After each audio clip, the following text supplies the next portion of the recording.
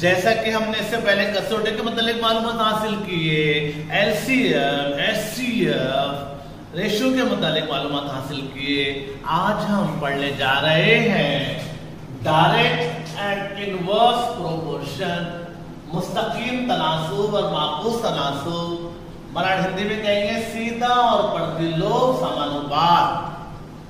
देखिए समझना बहुत जरूरी, दो चीजें आज हम डायरेक्ट के बारे में पढ़ेंगे। डायरेक्ट प्रोपोर्शन, मुस्तकीम तनासुब, सीधा समानुपात। सीधा समानुपात कैसे पहचाने, कैसा उसको, दोनों में फर्क आता, कंफ्यूज हो जाता कि ये कौन सा है, सीधा समानुपात है, मुस्तकीम तनासुब है कि माकूस तनासुब है, इससे बहुत कंफ्यूज होता है। अगर आप एक बार समझ गए, समझ लेना कि आप आसानी से उसको हल कर सकेंगे। मैं मिसाल देता हूं आपको।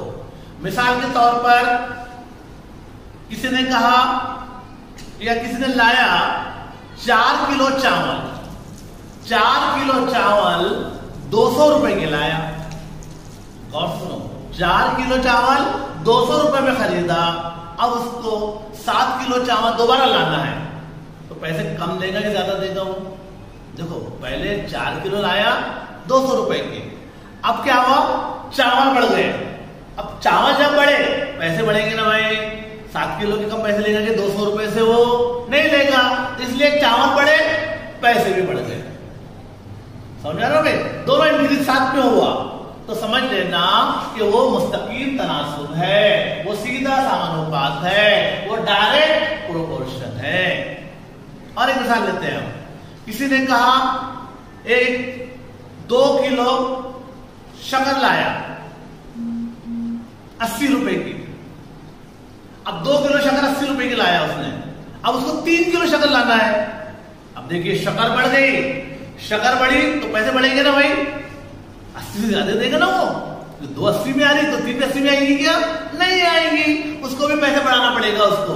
तो 3 किलो के पैसे बढ़ गए, चावल शक्कर बढ़ गई, इस तरह पैसे भी बढ़ गए, दोनों साथ में जब हो रहा तो उसको बोलेंगे हम मुस्तकीम तनासुब, डायरेक्ट प्रोपोर्शन, ये सीधा समानुपात, एक साथ दोनों बढ़ रहे हैं। और एक मिसाल लेते हैं हम।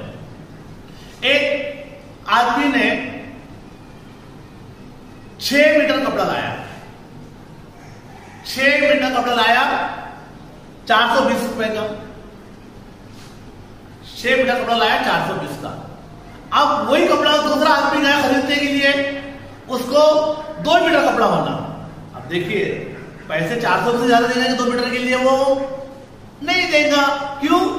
कपड़ा कम हो गया, पैसा भी कम लग रहा। देखिए पहले कितने मीटर लाया था उसने? 6 मीटर लाया था, 6 मीटर के कितने मीटर पर आ गया वो? 2 मीटर पर आया। पहले 420 दिया था, अब कितने दे रहा वो? जो भी देगा तो कभी देगा 420 से वो, नहीं समझे आप? अरे इधर कपड़ा भी कम हो गया, पैसे भी कम हो गए, दोनों साथ में कम हो रहे, मतलब मालूम ये हुआ कि ये डायरेक्ट प्रोपोर्शन है, मुस्तकीम तनासुब है, सीधा समानुपात है। और एक मिसाल लेते हैं। किसी ने कहा 8 मोबाइल 80,000 के हैं, 8 मोबाइल 80,000 के हैं। अब किसी को 3 ही मोबाइल होना बाद में कि मैं 3 मोबाइल लाता हूं, उसके अच्छे मोबाइल है, मैं लाता हूं 3 मोबाइल खरीदता हूं। अब बताइए आप मुझे कि वो 8 मोबाइल के 80,000 देना जब पहले उसने, उसको 3 मोबाइल लेना है दोबारा में, तो पैसे ज्यादा देगा कि वो कम देगा? 80,000 से कम देगा। क्यों? कि मोबाइल कम हो गए, पैसे कम हो गए। समझ रहे भाई, मोबाइल भी कम हुआ, पैसा कम हुआ, दोनों साथ में कम हो रहे, तो ये है मुस्तकीम तनासुब, इसे कहेंगे डायरेक्ट प्रोपोर्शन, या हिंदी में कहेंगे सीधा समानुपात। हम इसके एग्जांपल लेंगे, आपके और समझ में आ जाएगा। ठीक है, 6 किलो चावल 420 रुपए में खरीदा, तो 2 किलो चावल की कीमत क्या होगी? जैसे एक आदमी ने 6 किलो चावल लाया 420 रुपए के। अब देखिए चावल 6 किलो आया 420 के, अब चावल कम हो गए। अब जाहिर सी बात है, आप बताओ, समझदार है आप, कि जब चावल 6 किलो के 420 थे, तो 2 किलो के पैसे कम होंगे ज्यादा होंगे? कम होंगे, क्योंकि चावल कम हो गए तो पैसे भी कम हो गए, है ना भाई। किलोग्राम कम हुआ इसलिए प्राइस भी कम हो जाएगा, दोनों साथ में कम हो रहे, तो मालूम ये हुआ कि ये मुस्तकीम तनासुब है, सीधा अनुपात है, डायरेक्ट प्रोपोर्शन।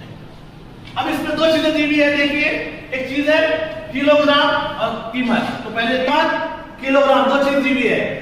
6 किलोग्राम कितने रुपए के आ रहे? 420 रुपए के आ रहे। तो 2 किलोग्राम कितने के आएंगे?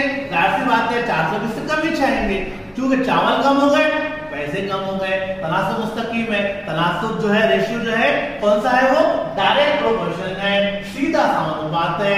तो कभी भी याद रखना, तो सीधा हमको मालूम पड़ गया तो क्या करना, देखिए ये बटे ये बोले तो जो यहाँ लिखा हुआ है, हमने दो चीज लिख लिए। कौन सी चीज दी हुई है सवाल के अंदर, वो लिखने के बाद बता रहा हूं मैं, और मालूम पड़ गया कि ये तनासुब मुस्तकीम है, ये डायरेक्ट प्रोपोर्शन है, ये सीधा समानुपात है। तो क्या करना, आपको आसान तरीके बता रहा हूं आपको मैं कि ये बटे ये बराबर ये बटे ये। देखिए अब ये बोलो ये लिखा हुआ यहाँ रहेगा, तो बोले ये क्या लगा, ये जो यहाँ लिखा हुआ रहेगा आपको, ये बटे ये बराबर ये बटे ये तो मतलब समझ गए ना, ठीक है।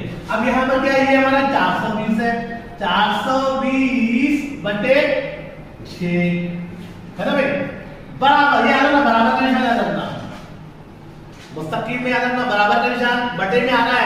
आपको जब पढ़ेंगे हम इनवर्स तो अलग आएगा थोड़ा सा। हाँ, अब ये बटे ये हम लिखे s बटे 2, हमने लिखे 420 बटे 6 किलो शक्कर 420 की है, 2 किलो शक्कर हमको मालूम नहीं।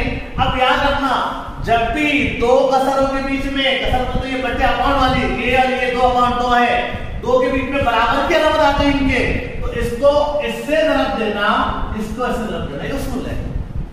कभी भी याद रखना, आपको जब मसावत पढ़ेंगे आप इक्वेशन, तो उसको ख्याल करना, कभी भी कहां पर करता है, इसको ज़रब देंगे हम इससे और इसको ज़रब देंगे हम इससे। तो पहले क्या करेंगे हम, एबीसीडी वाला ज़रब देना पहले। तो ये 6 का ज़रिए कितना है, 1 है, 6 का 6 और x बन गया है ना भाई, बराबर। अब 2 को 420 तरफ देंगे हम, देखिए 420 को 2 से तरफ देंगे, 2 0 0 2 2 4 2 4 8 है ना भाई, क्या आया 840। नहीं समझे, ये कैसा है 420 तो 2 से तरफ देने क्या आया 840। अब देखिए ये 6x है, ये पढ़ाना रह गया अपना, जब बताऊं आपको मैं यार मसाल जैसे हल करते, तो बराबर के उधर से जाता है वो, अगर वो ज़रब का है तो तक़सीम का हो जाता, जमा वाला जाता बराबर के उधर के तो वज़न का हो जाता, वज़न वाला बराबर जाते बेचते हैं हम तो जमा का हो जाता, तक़सीम वाला रहता तो जाता बराबर के तो ज़रब का हो जाता। अब यहाँ x और 6 के दरमियान में ज़रब की अलामत है, जिनको जुदा कर रहे हैं, 6 को x से हम बराबर के उधर ले जा रहे हैं, तो वो हो जाएंगे तक़सीम के। तो यहाँ खाली x बचेगा बराबर 840 बटे 6। हमने कसौटियां पढ़े इससे पहले, 6 कसौटी में आता है, 6 कसौटी क्या कहती है, जो 2 से तक़सीम होता है, 3 से होता है, वो 6 से भी होगा। देखिए 2 से तो होता ही है, 3 की कसौटी क्या कहती थी, जमा करो 8 से 12, 3 की कसौटी में 12 भी आते। अब हमको मालूम है कि 6 से 100% कटना है, देखा काटेंगे हम, 6 का 6 ये भी कटते, 6 का 6, अरे यहाँ तो 8 है, कितने बचे 6 में 8 में से 2 बचे, जब 2 बचे तो यहाँ कितने बन गए 24 है ना भाई, 6 4 24। अब 0 बचा, 0 नहीं आना, तो काटने के बाद आपको क्या मिला यहाँ पर 140। तो मालूम ही हुआ x बराबर 140। अब x तो हमने फर्ज किया था, हमको 2 किलो कीमत मालूम नहीं थी, ये तो फर्ज किया हुआ था, x नहीं बल्कि 2 किलो चावल की कीमत होगी 140 रुपए।